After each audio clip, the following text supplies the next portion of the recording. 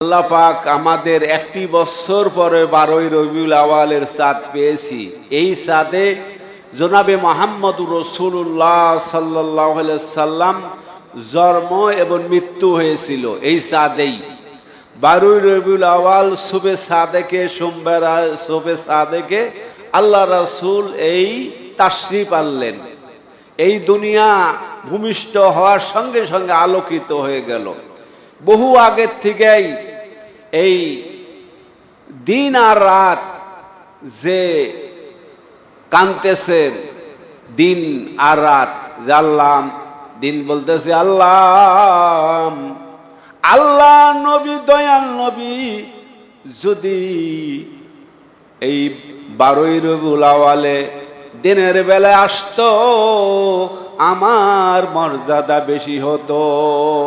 প্রথম যখন আসবেই তার আগের থেকেই দিন কাঁদতেছে, আবার রাতও কাঁদে। আল্লাহ দয়াল নবী যদি রাত্রে আসতো, রাত মানুষ ভালোবাসে না, রাত পোকা মাকুড় থাকে, সাপ বিচ্ছু থাকে, জেন ভূত থাকে, এই জন্য রাত মানুষ পছন্দ করে না। রাত্রে যদি মানুষের বিপদ হয়, কোনো গাড়ি ঘোড়া পর্যন্ত পাওয়া যায় না।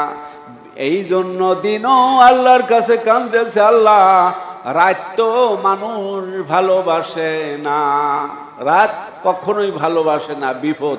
এই জন্য রাত আল্লাহর কাছে কাঁদে। আল্লাহ দয়াল নবী বিশ্ব নবী যদি এই 12ই রবিউল আওয়ালে রাত্রে আসতো, আমার মর্যাদা বেড়ে যেত।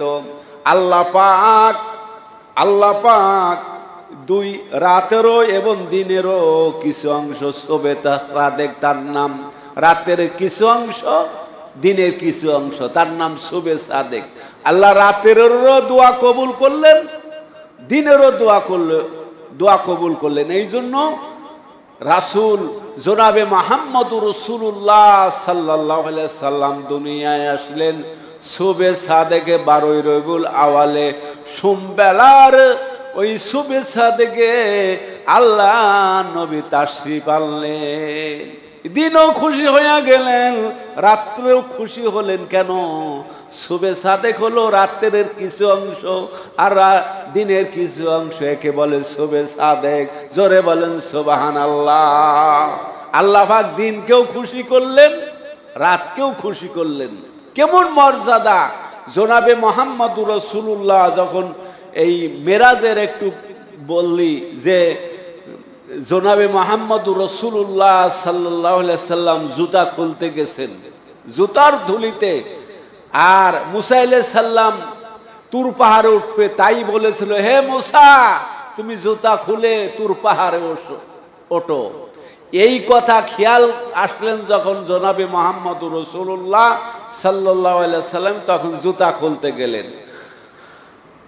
আল্লাহর কাছে আরজ বললেন, ইয়া আল্লাহ তোমার দয়াল নবী বিশ্ব নবী মায়ার নবী রাহমাতুল লিল আলামিন দেখেন জুতা খুলতেছেন, জুতার নিচে ধুলি আছে, বালির কোনা আছে।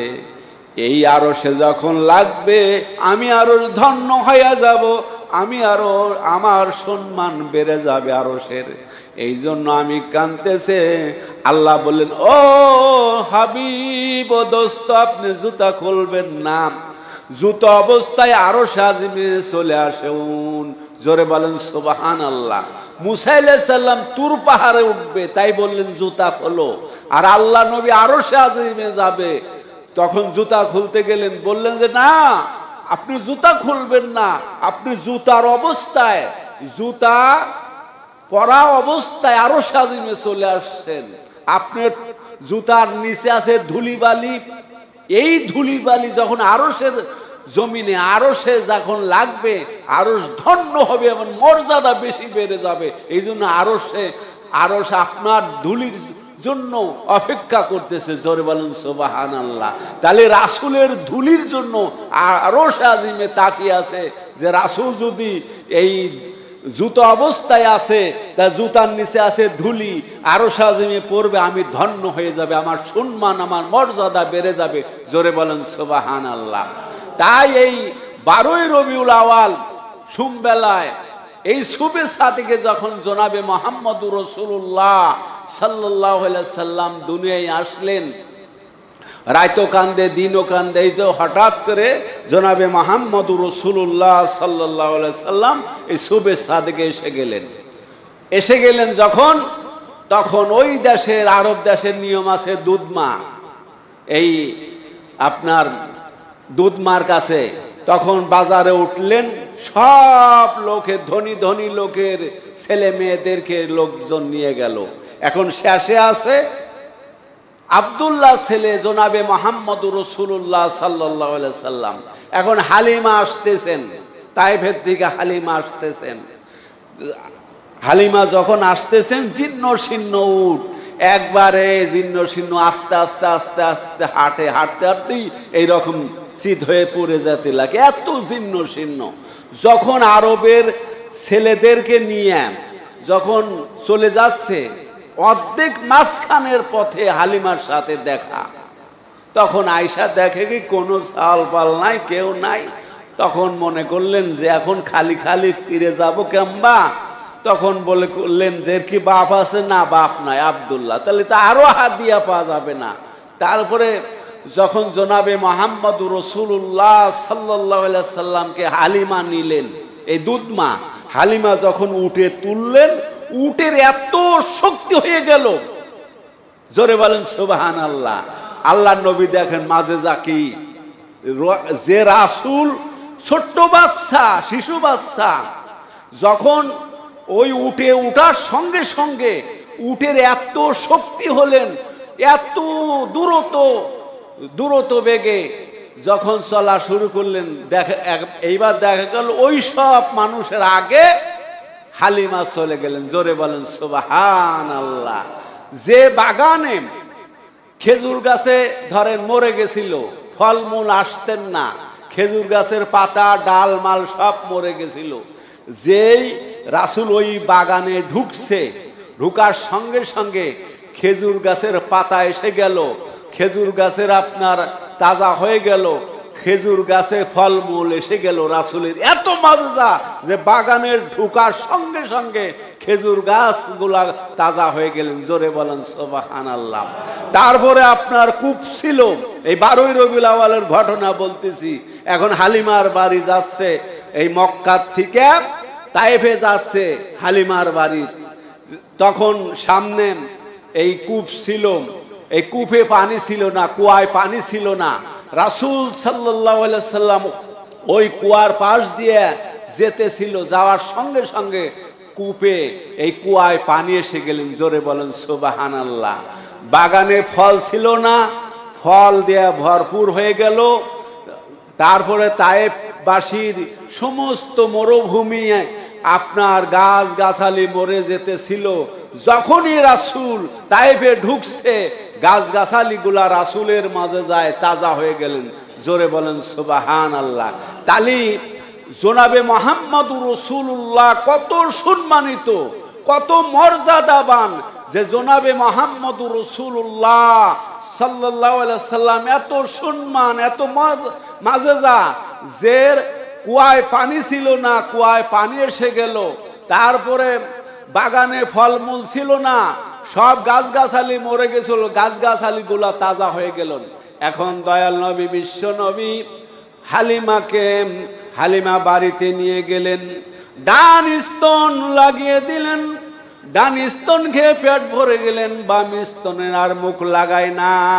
কেন মুখ লাগায় না? তার ভাই আছে, ভাইয়ের নাম হলো আব্দুল্লাহ, যে আমার ভাই দুধ ভাই আমার বাম স্তন খাবেন, তার হক আমি মারব না। ইনসাফ কেমন? ছোট্ট মাসুম বাচ্চার ছোটর থেকে ইনসাফ, যে আমি একটা দুধ খাবো ডান দুধ, বাম দুধ খাবে আমার দুধ ভাই আব্দুল্লাহ, আমি বাম দুধে মুখ লাগাবো না। ইনসাফ, যে আমি তার হক খাবো না, আমি এক স্তন খাবো, আমার ভাই আব্দুল্লাহ দুধ ভাই আমার, সে খাবে এক স্তন। হালিমা বললেন, আমার স্তনে মুখে দেওয়ার সঙ্গে সঙ্গে আমার শরীরে শক্তি এসে গেল। জোরে বলেন সুবহানাল্লাহ। আমার স্তনে দুধ ছিল না।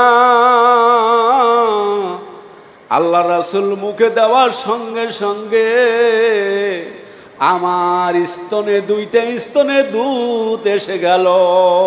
রাসূল একটা স্তন একটা দুধ ডান দুধ খাওয়ার সঙ্গে সঙ্গে পেট ভরে যেত, আর বাম স্তনের দুধ আর তার ভাই দুধ ভাই সে আব্দুল্লাহ তার খেয়েও পেট ভরে যেত। জোরে বলেন সুবহানাল্লাহ। এখন কি, যখন আস্তে আস্তে বড় হলেন তারপরে রাসূল ওই বাড়িতে যাওয়ার সঙ্গে সঙ্গে তার উট ছিল, দুম্বা ছিল, দুম্বাগুলার দুধ বেশি হয়ে গেল। রাসূলের এত মাজেজা দেখেন যে রাসূল ওই বাড়িতে যাওয়ার সঙ্গে সঙ্গে হালিমা বলতেছেন আমার উটে দুধ বেশি হয়ে গেল, আমার দুম্বাগুলার বেশি দুধ হয়ে গেল, বাড়িতে আমার উন্নতি আর উন্নতি, আমি দুধ বিক্রি করে আমার অবস্থা ভালো হয়ে গেল, আমার কোনো অভাব নাই। রাসূল যখন ওই ছেলে এতিম ছেলে জনাবে মুহাম্মদুর রাসূলুল্লাহ সাল্লাল্লাহু আলাইহি সাল্লাম যখন আমার বাড়িতে আসলেন আমার অভাব চলে গেল, আর অভাব নাই। আমার দুধের আমার কি হলেন, আমার এই উটে দুধ এসে গেল উলানে, তারপরে আমার দুম্বায় উলানে দুধ এসে গেল। এই রাসূলের কারণে, রাসূলের মাজেজার কারণে আমার আর অভাব দূর হয়ে গেল। আমার বাগান ছিল খেজুরের বাগান, ফলও ছিল না। রাসূল যাওয়ার সঙ্গে সঙ্গে গাছের পাতা হলেন, ফুল হলেন, খেজুর হয়ে ভরপুর হয়ে গেল।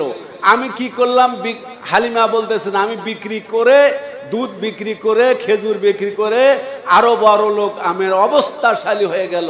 তারপরে যখন 6 বছর মতান্তর বয়স হলো, তখন আমি একদিন আব্দুল্লাহর সাথে ছাগল নিয়ে ও দুম্বা নিয়ে মরুভূমিতে গেলেন।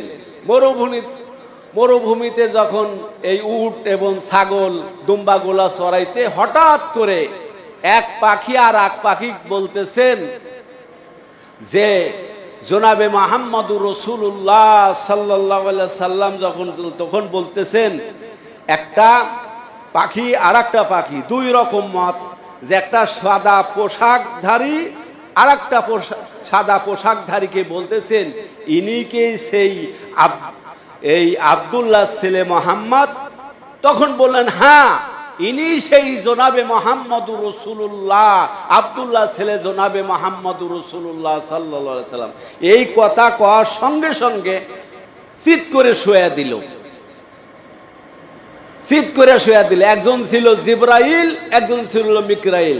যখন চিৎ করে শুয়ে দিল তখন কি করলেন, বেহেশতের পানি দিয়ে সমস্ত লারি ভুড়ি সিনা চাক করলেন, এই সিনা ছুরি দিয়ে কাটলেন। এই প্রথম সিনা চাক হয় রাসূলের। সিনা যখন এই কাটলেন, কাটার পরে লারি ভুড়িগুলা বাই করলেন, বাই করে পরে পানি দিয়ে ধুলেন, আবার অপারেশন করে সেলাই করে দিলেন। তারপরে রাসূল বেহুশ। আব্দুল্লাহ বাড়ি চলে গেছে, হালিমার বাড়ি। ও মা, যার জন্য আমার আপনার শরীরে কোনো শক্তি ছিল না, আপনার স্তনে যখন মুখ লাগাইছে আপনার শরীরে শক্তি এসে গেছে। আপনার স্তন আপনার স্তনে কোনো দুধ ছিল না। আমার ভাই মুহাম্মদ যখন মুখ লাগাইছে আমিও খাই পেট ভরে, আবার আমার মুহাম্মদ সেও খায় পেট ভরে, দুধ এসে গেল। আর আপনার স্বাস্থ্য ভালো হয়ে গেছে। আমার উটগুলা জীর্ণ শীর্ণ ছিল। আল্লাহ রাসূল যখন বাড়িতে আসলেন উটগুলা মুঠা তাজা হয়ে গেল, দুম্বাগুলা মুঠা তাজা হয়ে গেল, দুম্বার দুধ এসে গেল, বাগানে ফল এসে গেল, বাগানে খেজুর এসে গেল। ইয়া ও মা, আমার এই ভাই এত ভালো, কে যে শত্রুতাই করে আমার ভাই মুহাম্মদকে সিনা চাক করে হত্যা করার জন্য তাকে সিনা কেটে ফেলছে, তাকে হত্যা করার জন্য ছুরি দিয়ে তাকে আঘাত করেছে। আব্দুল্লাহ তো আর জানে না যে এরা দুইজন ফেরেশতারা, জিবরাইল আর মিকরাইল। এরা মনে করতেছেন শত্রুতায় করে মুহাম্মদ সাল্লাল্লাহু আলাইহি সাল্লামকে হত্যা করার জন্য তার এই বুক ফেরে ফেলছে, এই জন্য কাঁদতেছে। আহারে, মাকে যখন বলার পরে, হালিম মাকে বলার সঙ্গে সঙ্গে দুধ ভাই আব্দুল্লাহকে নিয়ে দৌড় দিলেন।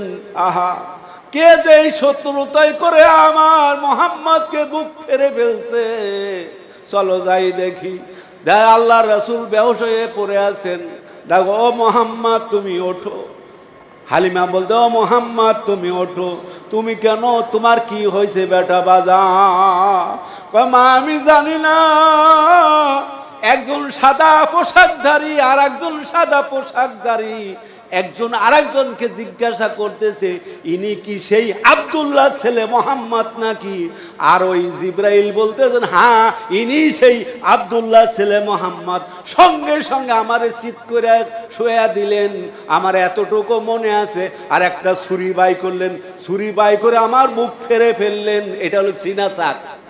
এই সিনা চাক প্রথম হচ্ছে 6 বছরে সিনা চাক করলেন। কি করলেন? বেহেশতের পানি দিয়া, এই সব পানি দিয়া লারি ভুড়ি গুলা ধুয়ে আবার সিনার ভিতরে ঢুকাইয়া, লারি ভুড়ি ঢুকাইয়া আবার অপারেশন সেলাই করে দিলেন। হঠাৎ করে মা বলতেছেন, ও মুহাম্মদ, তোমাকে হত্যা করার জন্য কে বা তোমাকে হত্যা করার জন্য এসেছিল বলো দেখি। কয়, মা আমার কোনো হুঁশ নাই, জ্ঞান নাই, আমি এই ছুরি দিয়ে আমাকে কাটা, ছুরি যে বাই করলো এইটাই আমি জানি, আর কি হয়েছে এটা আমি আর জানি না। এই সিনা চাক করলেন। জনাবে মুহাম্মদুর রাসূলুল্লাহ সাল্লাল্লাহু আলাইহি সাল্লাম, বেহেশতের সর্দার, নবীদের সর্দার, মানুষের সর্দার। নবী যদি, বিশ্ব নবী যদি না আসতেন, এই দুনিয়ার আকাশ পৃথিবী চন্দ্র সূর্য কিচ্ছুই সৃষ্টি হতো না।